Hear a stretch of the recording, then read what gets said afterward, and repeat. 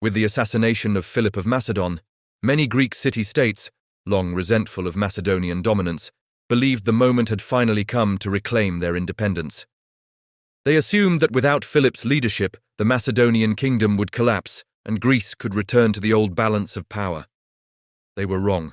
Philip's son, Alexander III, better known as Alexander the Great, immediately succeeded him.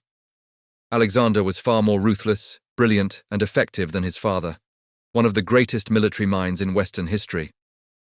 He became king at just 20 years old, roughly a college sophomore by today's standards. The first challenge Alexander faced was rebellion among the Greek poleis. To send a clear message, he marched south and crushed the uprising. As a warning to others, he destroyed Thebes, one of the leading cities of Greece. Yet even in this devastation, Alexander spared the home of the poet Pindar, signaling that he respected Greek culture and wished only to eliminate resistance, not Hellenic identity itself. In 334 BCE, Alexander set out to fulfill Philip's dream, the conquest of Persia. He led an army of about 40,000 men into Asia. Alexander did not travel with soldiers alone. He brought poets, philosophers, scientists, and secretaries, an entourage intended to study the lands he conquered and record their knowledge. This reflected both his ambition and his sense of mission.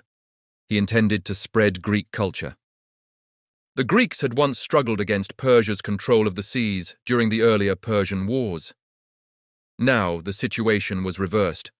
Persia had naval superiority, and Alexander needed a solution. Instead of building a fleet to challenge Persia directly, Alexander adopted a brilliant strategy. He captured every port on the eastern Mediterranean. Once the Persians had no ports from which to resupply, their navy became useless. This required conquering the coast of Asia Minor, the Levant, Syria, Phoenicia, Palestine, and Egypt. And he accomplished all of this in 3 years. In 331 BCE, he founded Alexandria in Egypt, a city that would become one of the greatest cultural and intellectual centers of the ancient world. It remains a major city today. After securing the Mediterranean coast, Alexander marched inland to destroy the Persian Empire. In October 331 BCE, he met the Persian army at the Battle of Gaugamela, one of the most important battles in world history. The result was the end of Persian power. The Persian Emperor Darius III fled, and Alexander pursued him relentlessly across Persia. Eventually, Alexander found Darius dead, murdered by his own governor. Alexander was presented with the emperor's body, ending his quest to capture him. Alexander was not satisfied. Driven by curiosity and ambition, he pushed farther east. In 327 BCE, he reached the borders of India and defeated a large Indian army equipped with war elephants on the banks of the Indus River. He planned to conquer all of India, not realizing its vast size. But at this point, his army finally mutinied. Exhausted and homesick, they refused to march farther. Alexander argued, but ultimately agreed to return. The journey home, on foot, took 2 years. Alexander returned to Babylon in 324 BCE, still one of the world's greatest cities, and spent a year reorganizing his vast new empire. He began planning the conquest of Arabia next.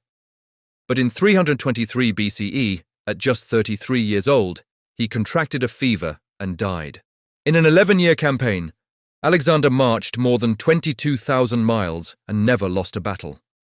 His men were superbly trained, and Alexander himself studied every battlefield with extraordinary care, often knowing the terrain better than his enemies, even on their home soil. Scholars debate his character. Some portray him primarily as a military adventurer, brilliant but violent and impulsive.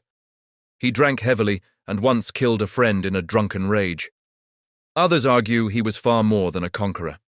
They point out that he planned to unify his empire into a single cultural and economic system. He built or rebuilt numerous cities, many named Alexandria, and made them Greek in character. He established military colonies and encouraged his men to intermarry with local populations. He set the example by marrying a Persian woman himself. Whatever one thinks of him, Alexander's conquests fundamentally reshaped the ancient world. Greek culture spread across the Near East and remained dominant for centuries. Even though Jesus was a Jew and spoke Aramaic, The New Testament was written in Greek. When the Romans later conquered these lands, Latin did not replace Greek. Instead, the two languages coexisted, and a truly educated Roman was expected to know both. The Apostle Paul, for example, was a Jew, a Roman citizen, and fluent in Greek. Greek influence in the region continued until the arrival of Arab Muslim armies in the 7th century CE. All of this was made possible by Alexander the Great, a single individual whose conquests reshaped history.